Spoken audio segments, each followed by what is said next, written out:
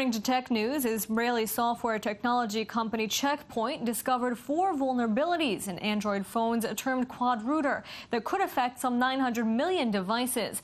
In a blog post, Check Point said vulnerabilities are affecting devices that are, quote, built on chipsets from Qualcom, a supplier of 80% of chipsets in Android's ecosystems.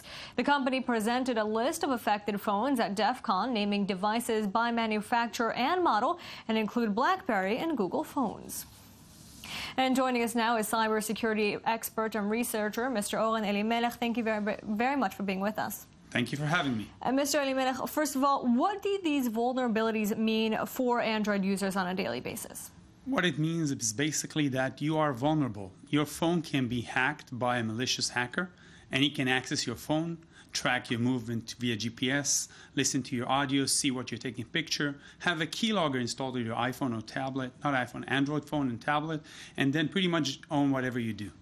Now, can this be fixed in phones? I mean, we've heard of so many other things being recalled. Will we see 900 million Android phones being recalled and users somehow being given any sort of... The problem is it's a shy of 1 billion, but the problem is the supply chain, because it's all based on Qualcomm, which is one of the major players in the industry. Okay, it doesn't matter which company, if it's Google, Samsung, whatever, HTC. Those phones are vulnerable because of the software driver. And Qualcomm already released 3 patches, but it's called QuadRooter because there are four phone vulnerabilities, and the last one needs to be installed on September release. So this leaves currently pretty much everybody exposed. So you need to be aware. Now, Check Point revealed that there are these vulnerabilities. Do we know of anyone actually hacking into one of these phones, or can it just be happening and we don't even know it? I'm sure it's happening, because once it's being published, and it was published on DEF CON just recently, which is one of the most key events in security, information security, somebody will try to hack those. And we need to be aware. I'm sure it's being exploited. You just don't know. Now, these hacks are happening more and more often. What can companies do to stay ahead of the game, or is it going to be a cat and mouse game for as long as technology continues to develop? It always is a cat and mouse, okay? Like thieves and police, for example. You need to stay vigilant, or means keep your phone updated. Be aware when you install something.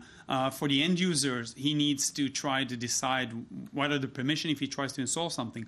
For large companies, they need to invest in software that protects their mobile devices, because users bring their own devices. You need to have some sort of an enterprise strategy how to address those. And if companies continue to do that, we still see hackers, individuals competing against these multi-billion-dollar companies.